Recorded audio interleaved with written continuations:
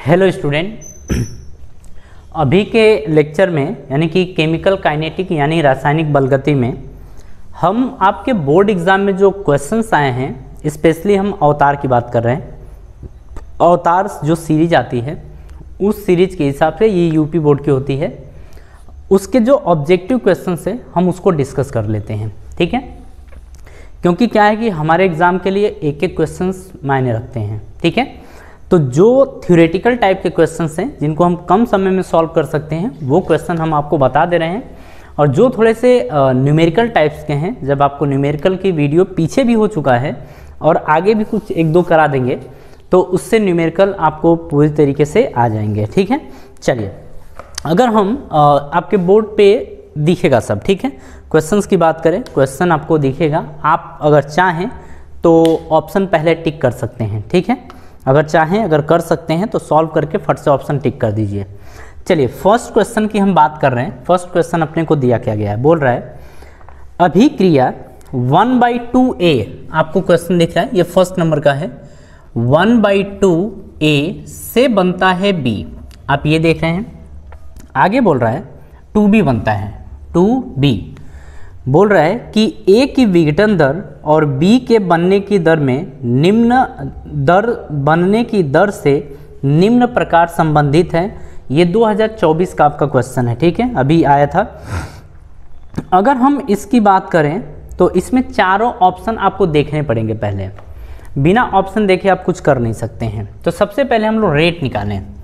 R is equals to, आपको एक चीज़ पता है कि इसमें लिखते हैं -1/2, सॉरी माइनस जो रिएक्टेंट होता है उसको माइनस में लिखते हैं सॉरी -1 अपॉन, इसके आगे कितना है 1/2, आप लिखेंगे dA/dt, आप ये लिखेंगे बराबर प्रोडक्ट के लिए आप लिखते थे 1/2, आप लिखते थे dB/dt, आप ये लिखते थे। ठीक है, ऑप्शन मैच कराइए, ऑप्शन के हिसाब से हमको क्वेश्चन सॉल्व करना है।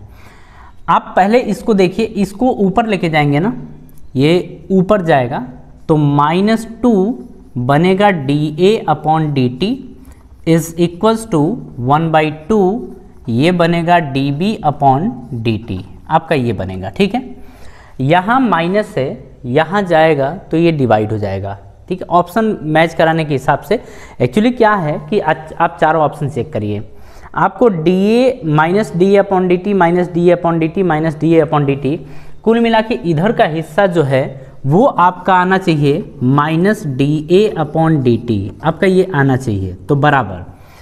तो ये अगर मल्टीप्लाई में इधर जाएगा तो क्या हो जाएगा, डिवाइड, यानी कि 1/4 आप लिखेंगे dB/dt, और आप देखेंगे कि ये आपका ऑप्शन मैच करेगा। जरा इसको मैच करवाइए, तो इसमें आप देखेंगे कि बी ऑप्शन करेक्ट है, मतलब फर्स्ट का कौन सा ऑप्शन करेक्ट है, तो फर्स्ट का हमारा बी ऑप्शन करेक्ट है। आप उस क्वेश्चन को देख लीजिए। ठीक है, चलिए अब जरा नेक्स्ट क्वेश्चन की बात करते हैं। सेकेंड नंबर का है, बोल रहा है सूत्र K equals to A e की पावर -EA/RT के लिए सत्य कथन है। जरा यहाँ देखिए, पहले ऑप्शन की बात कर रहा है। अच्छा, ऑप्शन से पहले देखिए, दिखा है आपको K equals to A e की पावर -EA/RT, और हमसे बोल रहा है कि K, फर्स्ट ऑप्शन की बात करें, बोल रहा है कि K साम्य स्थिरांक है। K साम्य स्थिरांक नहीं होता है, K होता है दर स्थिरांक या वेग स्थिरांक, यानी कि फर्स्ट इसका तो फर्स्ट ऑप्शन आपका क्या है, गलत हो गया। सेकंड की बात करें, R रीडबर्ग नियतांक है। आपसे बोल रहा है कि R रीडबर्ग नियतांक है, लेकिन R तो यहाँ गैस कांस्टेंट है, इसीलिए B भी आपका गलत होता है। C की बात करें तो ये दिया है कि A अधिशोषण गुणांक है, नहीं, A अधिशोषण गुणांक नहीं होता है। A को जो हम बोलते हैं यहाँ पर, तो एक मिनट, आप A को यहाँ पर बोल सकते हैं आर्हेनियस कांस्टेंट या फ्रीक्वेंसी फैक्टर, फ्रीक्वेंसी आवृत्ति गुणांक आप ये बोल सकते हैं, या इसको पूर्वचर घातांकीय गुणांक भी बोला जाता है। कुल मिला के सी ऑप्शन में जो ए के बारे में बोल रहा है ये भी गलत है। जरा डी के बारे में बात करें तो डी दिया गया है कि ई सक्रियण ऊर्जा है, यानी कि ई एक्टिवेशन एनर्जी है, ये ऑप्शन करेक्ट है। यानी कि सेकंड का जो हमारा है वो डी ऑप्शन करेक्ट है। तो सेकंड का कौन सा है? डी। तो सेकंड का हमारा डी ऑप्शन करेक्ट है। ठीक है, नेक्स्ट की बात करें हम। बोल रहा है कि द्वितीय कोटि अभिक्रिया के वेग स्थिरांक की इकाई है। अब आपको इसकी यूनिट बतानी है, किसके लिए? के के लिए। तो ये बोल रहा है कि सेकेंड ऑर्डर की रिएक्शन है। पहली चीज़ ये है कि आपको फॉर्मूला याद है कि नहीं है। अगर आपको फॉर्मूला याद है तो आप ये क्वेश्चन का आंसर तुरंत दे पाएंगे, नहीं तो आप नहीं दे पाएंगे। तो जो फॉर्मूले की हम बात कर रहे हैं, फॉर्मूला क्या होता था के की यूनिट के लिए? ये हम थर्ड नंबर पे हैं। ये होता था आपका मोल की power 1 minus m plus n, फिर लीटर की पावर यहाँ पर m प्लस n माइनस 1, फिर सेकेंड की पावर -1। ये हमारा फॉर्मूला होता था। यहाँ पर बोल रहा है कि द्वितीय कोटि की अभिक्रिया के लिए, यानी कि m प्लस n की वैल्यू कितनी है? 2। अब ज़रा इसमें पुट कर दीजिए, तो आप लिखेंगे मोल की पावर, अच्छा 2 में से 1 घटाएंगे तो -1, 2 में से 1 घटाएंगे तो 1 बनेगा, यानी लीटर की पावर 1 और ये पर सेकेंड। तो आप ज़रा देख लीजिए, पर मोल लीटर या लीटर पर मोल पर सेकेंड, ज़रा इसमें मिलाइए। तो लीटर पर मोल पर सेकेंड, ये आपका ए ऑप्शन करेक्ट है। तो अगर देखा जाए तो थर्ड का ए ऑप्शन हमको क्या दिख रहा है? करेक्ट दिख रहा है। ठीक है, ऐसे ही क्वेश्चन आपके सामने रहेंगे। चलिए फोर्थ की बात करते हैं। बोल रहा है कि एक अभिक्रिया के लिए वेग स्थिरांक k बराबर 2.3 इंटू 10 की पावर -5 लीटर पर मोल पर सेकेंड है। अभिक्रिया की कोटि है, आपको अभिक्रिया की कोटि बतानी है। जरा यूनिट की बात कर लेते हैं। यूनिट आपको दिया क्या है वो देख लेते हैं। तो यूनिट बाय द वे देखिए दिया है मोल, पहले दिया है लीटर पर मोल पर सेकेंड, आपको ये दिया गया है। ठीक है, क्वेश्चन कैसे सॉल्व किया जाता है, मान लीजिए ये तो हम सेकेंड ऑर्डर की थी तो हम निकाल पाए हैं, मतलब फॉर्मूला हमको पता था तो हम निकाल पाए हैं। मान लीजिए ये दिया हो और आपको बैक जाना हो, इससे कैसे पता चलेगा कि ये किस ऑर्डर की रिएक्शन है? तो आप ज़रा मिलाइए, तो ये -1 है, इसी के प्लेस पे है ना, ये पूरे के प्लेस पे। तो आप क्या करिए इसके लिए, ये हमारा फोर्थ नंबर है ना, फोर्थ नंबर, इसमें क्या करिए कि -1 करिए। जैसे 1 minus m plus n is equals to -1, क्योंकि इतने के प्लेस पे क्या है? -1 है, तो बराबर क्या कर देंगे? -1। 1 माइनस m, तो एक काम करते हैं ना, इसको ऐसे नहीं, आप ना, आपको m प्लस n की वैल्यू निकालनी है, माइनस को इधर भेजिए तो प्लस बनेगा, बिल्कुल। तो m प्लस n बन गया, माइनस से इधर आएगा तो प्लस बनेगा, तो +1 आ गया, यानी कि 2। तो किस ऑर्डर की रिएक्शन है? सेकेंड ऑर्डर की। हम चाहें तो यूनिट से भी हम ऑर्डर बता सकते हैं। ठीक है, तो ये हमारा था। तो चौथे का अगर देखा जाए तो सी ऑप्शन करेक्ट है, तो फोर्थ का सी ऑप्शन आपका करेक्ट होता है। ठीक है, चलिए पांचवा की बात करते हैं। पांचवा आपको डायरेक्टली बताया गया था, इसमें बोर्ड पे देख लीजिए। बोल रहा है कि निम्नलिखित में से कौन सी अभिक्रिया शून्य कोटि की अभिक्रिया है? आप ऊपर सब देखिए, ध्यान रखना पड़ेगा। जो आपका डी ऑप्शन है H2 + Cl2 = 2HCl, ये ऑप्शन आपको करेक्ट है, तो ध्यान रखना। तो फिफ्थ का कौन सा जाएगा? डी। तो फिफ्थ का हमारा डी ऑप्शन करेक्ट है। ठीक है, ये सब आपको वीडियोज लेक्चर जो हमारे पीछे के हैं ना, उसमें सब कराया गया है। ठीक है, फर्स्ट ऑर्डर की रिएक्शन में एग्जाम्पल बताए थे, जीरो ऑर्डर रिएक्शन के भी एग्जाम्पल बताए थे आपको, तो ये सारे थे। तो आपको फर्स्ट ऑर्डर और जीरो ऑर्डर के एग्जाम्पल्स आपको याद रखने पड़ेंगे। ठीक है, चलिए छठवें नंबर का क्वेश्चन जरा देख लेते हैं। छठवें नंबर का क्या बोल रहा है? बोल रहा है कि एक शून्य कोटि की अभिक्रिया A + B से C के लिए दर है। शून्य कोटि की अभिक्रिया है, तो आपको पता है कि अच्छा ये दिया है A + B से प्रोडक्ट बन रहा है C। अगर हम रेट की बात करें तो R = K A और फिर B ये, लेकिन शून्य ऑर्डर यानी जीरो ऑर्डर की रिएक्शन है, तो इसका मतलब जीरो ऑर्डर में क्या होता है? इसके ऊपर भी जीरो और इसके ऊपर भी जीरो। तो R = K A की पावर B की पावर 0। देखिए कौन सा ऑप्शन है, तो हमको तो ये लग रहा है कि फर्स्ट ऑप्शन है, यानी कि 6 का ए ऑप्शन करेक्ट है। तो 6 का आपका ए ऑप्शन करेक्ट है। चलिए 7th वाले पे बात हम लोग करते हैं। 7th वाले पे क्या दिया है, बोल रहा है कि dx/dt is equals directly proportional to a की पावर 0 की अभिक्रिया की कोटि है। अब बात है 7th वाले में कि आपको दिया है dx/dt, ये दिया है, ये डायरेक्टली प्रोपोर्शनल आपका कर दिया है ये a की पावर 0। तो a की पावर 0 का मतलब ये ऑर्डर क्या है, 0, यानी कि m प्लस n की वैल्यू कितनी आ गई है, 0, यानी कि ये 0 ऑर्डर रिएक्शन है। कौन सी है, 0 ऑर्डर रिएक्शन है। तो अगर देखा जाए तो 7वें का आपका ए ऑप्शन करेक्ट है, शून्य लिखा है ना, तो 7वें का ए ऑप्शन आपका करेक्ट है। नेक्स्ट की अगर हम लोग यहीं पर बात करें तो देखिए 8वां बोल रहा है कि अभिक्रिया 2H2O2 से 2H2O प्लस O2 के लिए R बराबर इतना है। तो यह किस कोटि की अभिक्रिया है, आपसे इसमें किस कोटि यानी किस ऑर्डर की रिएक्शन है इसके बारे में बात कर रहा है। तो H2O2 को ब्रेक करवाया गया है, तो H2O और O2 में ब्रेक हुआ है, यही ना। तो ये कौन सा है, 8वां, मे भी 8वां देख लेते हैं एक बार।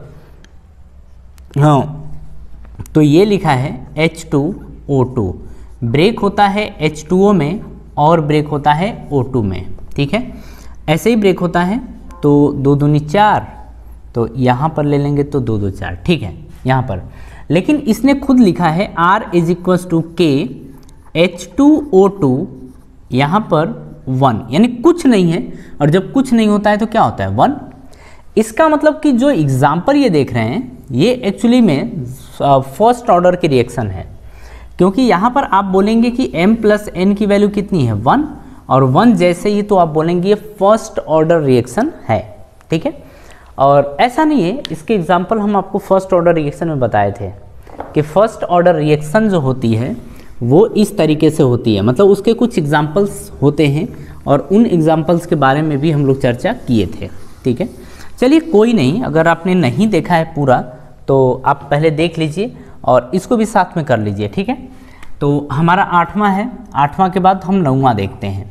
तो 9th वाला देखिए, 9th वाले में बोल रहा है कि प्रथम कोटि की अभिक्रिया के लिए वेग स्थिरांक k का समीकरण है। तो आपको फर्स्ट ऑर्डर रिएक्शन के लिए k बराबर आपको ध्यान हो तो ये आता था आपका 2.303, एक मिनट यार, ये हाँ 2.303 बाई टी आप लेते थे log a/a माइनस एक्स। ज़रा मिला लीजिए तो ये कौन से ऑप्शन में आपको दिख रहा है, क्योंकि फर्स्ट ऑर्डर की रिएक्शन यही होती है। तो अगर देखा जाए तो यहाँ पर प्रथम यानी कि ए ऑप्शन देखिए, तो यानी कि 9th का ए ऑप्शन जो है वो करेक्ट है, 9th का ए ऑप्शन करेक्ट है, ठीक है। 10th में हम लोग आते हैं, तो 10th के लिए आपको क्या दे रखा है, ज़रा 10th वाला भी देख लीजिए। देखिए ये हमसे बोल रहा है क्वेश्चन कि प्रथम कोटि की अभिक्रिया के लिए वेग स्थिरांक तथा अर्ध आयु काल में संबंध, किसके लिए बोल रहा है, फर्स्ट ऑर्डर रिएक्शन के लिए। तो अगर हम बात करें यहाँ पर कि ऑप्शन ज़रा मैच कराइए, तो टी हाफ सब जगह है और के भी है, तो हम लोग बात करते हैं टी हाफ की। आपको पता है कि टी हाफ इक्वल्स टू होता है 0.693 अपॉन के, ये फर्स्ट ऑर्डर रिएक्शन के लिए होती है। ज़रा ऑप्शन मैच कराइए तो क्या ये फर्स्ट ऑप्शन ठीक है, तो फर्स्ट ऑप्शन तो सही लग रहा है क्योंकि 0.693 बाई के है। सेकेंड ऑप्शन की अगर बात करें तो सेकेंड ऑप्शन में क्या दिया है, के, तो यहाँ से अगर के निकाला जाए तो 0.693 बाई टी हाफ आएगा। अगर इसको यहाँ और इसको यहाँ भेजा जाए तो ये आएगा, बट बी ऑप्शन में उल्टा लिखा हुआ है, 0.693 नीचे है और टी हाफ ऊपर है, इसीलिए बी ऑप्शन आपका इनकरेक्ट होता है। यानी कि 10वां का ए ऑप्शन तो करेक्ट है, लेकिन बी ऑप्शन की बात करें तो इनकरेक्ट है। खैर आपको आगे जाने की ज़रूरत नहीं है, ठीक है, सी और डी चेक करने की ज़रूरत नहीं होती है क्योंकि एक ही ऑप्शन आपका सही होता है, ठीक है। चलिए 11th वाले की बात करते हैं। 11th वाला ज़रा बोर्ड पे देखिए, ध्यान रखिएगा।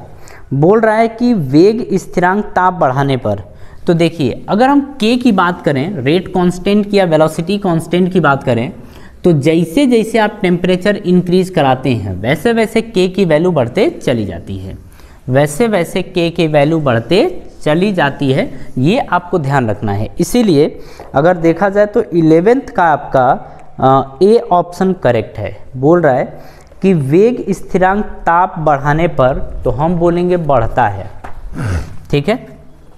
चलिए, तो ये हमारा कौन सा था 11th नंबर, तो 11th भी हो गया आपका। अब अगर बात करें तो यहाँ पर 12वें नंबर के क्वेश्चन को देखा जाए तो 12वें नहीं, हम आगे देखते हैं। तो यहाँ पर हम देखते हैं एक मिनट, न्यूमेरिकल 17 नंबर। तो ज़रा 17 नंबर अब चेक करिए, 17 नंबर क्या है। बोल रहा है कि यदि कोई अभिक्रिया निम्न समीकरण का पालन करती है, यानी कि आपको दे रहा है कि जैसे 17वें नंबर में आप यहीं पर लिख दीजिए ना, 17वें नंबर में आपको क्या बोल रहा है कि ये आपको रिएक्शन दे रखी है, ये इक्वेशन दे रखी है। बोल रहा है आगे, तो अभिक्रिया की कोटि होगी। आप ध्यान रखिएगा कि जब ये फॉर्मूला आएगा तब फर्स्ट ऑर्डर रिएक्शन होगी। कौन से ऑर्डर? फर्स्ट ऑर्डर रिएक्शन होगी, क्योंकि फर्स्ट ऑर्डर रिएक्शन में ही ये फॉर्मूला आता है। इसीलिए हम बोलेंगे कि 17वें का जो है वो बी ऑप्शन करेक्ट है। तो 17 का कौन सा ऑप्शन है? बी ऑप्शन करेक्ट है। अब हम देखेंगे 18 नंबर। 18 क्या दे रखा है? बोल रहा है कि एक प्रथम कोटि की अभिक्रिया की अर्ध आयुकाल 400 सेकेंड है, इसका वेग स्थिरांक क्या होगा? तो आपको टी हाफ दे रखा है, फर्स्ट ऑर्डर की रिएक्शन है, और इसमें बोल रहा है कि टी हाफ की वैल्यू आपकी 400 सेकेंड है, ये है। तो के की वैल्यू क्या हो जाएगी? तो आपको पता है कि टी हाफ बराबर होता है, t half equals to 0.693 by k होता है। बट यहाँ से हमसे के पूछ रहा है, तो के बराबर क्या लिखेंगे? इसको यहाँ और इसको यहाँ भेजिए, 0.693 बाई टी हाफ आप ये रखेंगे, के बराबर 0.693 बाई टी हाफ, और टी हाफ की वैल्यू कितनी है? 400, तो रखेंगे आप 400। तो के की जो वैल्यू आएगी हम डायरेक्टली लिख दे रहे हैं, आप इसको मिला लेना, ठीक है। हम बात करें 18 नंबर की, और ये आएगा के की वैल्यू 1.73 गुणे 10 की पावर -3। अच्छा, फर्स्ट ऑर्डर रिएक्शन है, इसीलिए के की यूनिट क्या होगी? पर सेकेंड। क्या होगी? पर सेकेंड। जरा इसमें मिलाइए तो कौन सा ऑप्शन है? तो ये फर्स्ट ऑप्शन देखिए, 1.73 इंटू 10 की पावर -3 पर सेकेंड, ये आपका दिया है। और अच्छा, बी ऑप्शन 1.44 है, ठीक है। सी ऑप्शन बड़ा गजब का है, 1.72 है इंटू 10 की पावर -3। तो थोड़ा सा देख लीजिएगा, ठीक है। आगे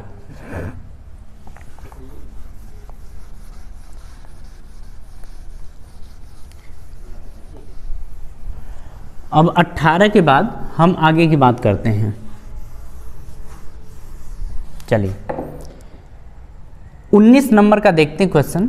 19 नंबर क्या दे रखा है? बोल रहा है कि अभिक्रिया A+2B से आपका बनता है प्रोडक्ट, ये लिखा है उत्पाद, उत्पाद को क्या बोलते हैं? प्रोडक्ट, ठीक है। के लिए वेग समीकरण R बराबर, के लिए बोल रहा है कि R इक्वल्स टू के A की पावर 1 और B की पावर 2, इसने ये लिखा है, ठीक है, इक्वेशन बना रखा है। तो अभिक्रिया की कोटि ज्ञात करिए। आपको पता है कि इसको और इसको हम ऐड करते हैं, यानी m प्लस n, यानी 1 + 2 कितनी आ जाएगी? 3, यानी कि थर्ड ऑर्डर रिएक्शन है, यानी 3 अभिक्रिया की कोटि कितनी है? 3 है। आप ये बोलेंगे, यानी कि अगर 19 नंबर की बात करें तो 19 नंबर में बी ऑप्शन आपका क्या है? करेक्ट है, ठीक है। जरा 20 नंबर की बात करते हैं। 20 नंबर, प्रथम कोटि की अभिक्रिया के वेग स्थिरांक का मात्रक है। आप देख लिए डी ऑप्शन करेक्ट है, क्योंकि पर सेकेंड होता है। क्या होता है? पर सेकेंड। तो 20 नंबर का भी क्वेश्चन हमारा यहाँ पर निपट गया। अब आगे की बात करते हैं। यहाँ पर 21 बोल रहा है कि शून्य कोटि की अभिक्रिया के लिए वेग नियतांक का मात्रक है। आपको पता है कि फॉर्मूला ये रहा, और शून्य कोटि की अभिक्रिया है, यानी कि m प्लस n की वैल्यू कितनी है? 0। तो हम लिखेंगे k बराबर मोल की पावर अब ये तो 1 आएगा ना, लीटर की पावर यहाँ 0 -1 क्या आएगा, -1, और ये आपका पर सेकेंड तो होता ही है, तो ये आपका पर सेकेंड। तो ऑप्शन जरा मैच कराइए, मोल पर लीटर पर सेकेंड, ये कौन सा है, एक मिनट यार, ये क्वेश्चन कौन सा था, 21 है, 21 नंबर, अरे भैया ये 21 नंबर है, जरा 21 नंबर मिलाइए, मोल पर लीटर पर सेकेंड। तो ए ऑप्शन तो गड़बड़ है, लीटर पर सेकेंड है। बी देखिए, वहाँ पर लिखा है कि लीटर पर मोल पर सेकेंड, ये भी गड़बड़ है। सी वाले में ज़रा मैच कराइए, मोल की पावर 1, लीटर की पावर -1 और पर सेकेंड, यानी कि अगर देखा जाए तो 21 का जो 21 है उस 21 का आपका सी ऑप्शन करेक्ट है। तो सी ऑप्शन इसका क्या है, करेक्ट है।